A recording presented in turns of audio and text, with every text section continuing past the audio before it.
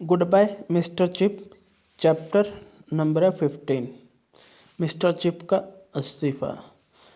तो इस चैप्टर में मिस्टर चिप ने जो इस्तीफ़ा दिया उसके बारे में है। तो एक रात जो है वो हवाई हमले की जो वार्निंग दी गई, अलार्मिंग बजना शुरू हो गए। तो मिस्टर चिप जो निचले फ्लोर में ले रहा था क्लास अपनी लैटिन ज़बान की, तो मिस्टर चिप ने वहाँ ही ठहरना बेहतर समझा क्योंकि वो चारों तरफ से कमरों में गिरा हुआ था और एक वो लोअर फ्लोर भी था, वो सेफ था।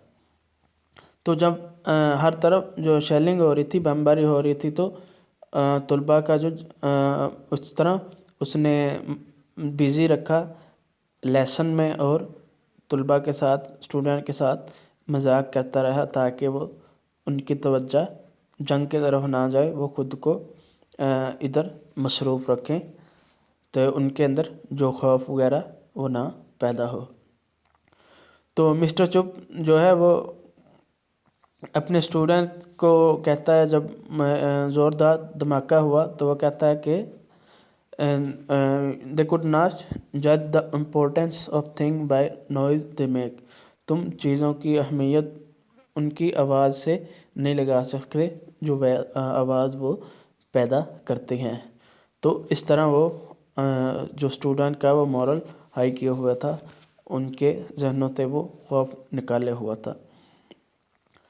तो जब शेलिंग हो रही थी, तो जब कोई बम वगैरह ब्रोकफील्ड के करीब गिरता तो ब्रोकफील्ड की जो बिल्डिंग है वो ऐसे लाजुक थी जैसे उसकी बुनियादें हैं वो उखाड़ी जा रही हों। इस दौरान एक मोटा, बहादुर, चालाक और गुस्ताख लड़का मेनरड, जो कि जुमले पर तज़किरा करने के लिए तैयार हुआ, वो बहुत ही जो गुस्ताख था, चालाक और एक मोटा लड़का था। तो बमबारी के बाद उन्हें मालूम हुआ कि ब्रोकफील्ड के बिल्कुल नज़दीक इर्द गिर्द जो बम गिरे, 5 बम गिरे, उनमें एक ब्रोकफील्ड के ग्राउंड में गिरा, जिनमें 9 लोग जो हैं वो मारे गए। इन 5 बम्बों में जो ब्रोकफील्ड के आसपास गिरे थे उनमें 9 लोग मारे गए थे। तो मिस्टर चिप साइंसदानों को स्टिंक मर्चेंट कहता है क्योंकि उन्होंने बम दरियाफ्त किए, इसलिए उन्हें स्टिंक मर्चेंट कहता है। तो एक बोरर एक टीचर था जो ब्रोकफील्ड में पढ़ाता था, साइंस पढ़ाता था।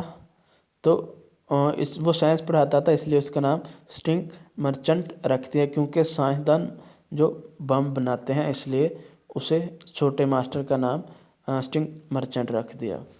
तो वर्ल्ड वार है वो 11 नवंबर 1918 को जो ख़त्म होगी, उसका माहिदा हो गया। उसके बाद अमन आ गया हर तरफ। तो वर्ल्ड वार 1 जब ख़त्म हुई तो इस खुशी में जो एक तकरीब रखी गई, पार्टी रखी गई, जिसमें गाने गाए गए, डांस वगैरह और रोटी छीनी गई।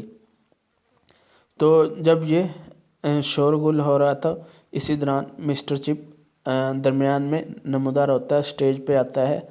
तो एकदम से जो सन्नाटा छा जाता है, सारे खामोश हो जाते हैं, उनकी तवज्जो मिस्टर चिप की तरफ हो जाती है, वो कुछ सुनने के लिए तैयार हो जाते हैं। लेकिन मिस्टर चिप बगैर कुछ बोले स्टेज पर मुस्कुराता है और फिर वापस स्टेज से वापस आ जाता है। तो इससे जो मिस्टर चिप के सुनने के लिए लोग इतना बेताब होते थे ताकि मिस्टर चिप अब आए और वो क्या बात कहेंगे। अक्सर वो मजाक किया करता था जिससे लोग बेताब होते थे। तो मिस्टर चिप ने 11 नवंबर 1918 की रात को जो अपना इस्तीफ़ा गवर्नर ऑफ बोर्ड को जमा करवा दिया था। मिस्टर चिप दूसरी बार 1918 में रिटायर हुआ। ये इसकी फाइनल रिटायरमेंट थे, यूनी परमानेंट रिटायर हो गया इसके बाद। تو نومبر 11 جو وکٹوری سیلیبریشن ہوئی، جس میں بہت سارے پارٹی وغیرہ ہوئی، تو اس رات مسٹر چپ کو سردی لگ گئی اور اگلے کئی ہفتے تک وہ ریکور نہ ہو سکا۔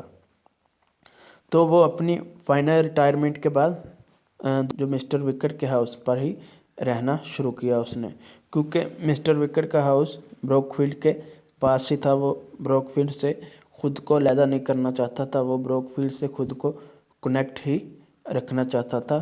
اس لیے اس کی جو فائنل ریٹائرمنٹ کے بعد جو پرماننٹ رہائش تھی وہ مس وکٹ کا ہاؤس ہی تھی۔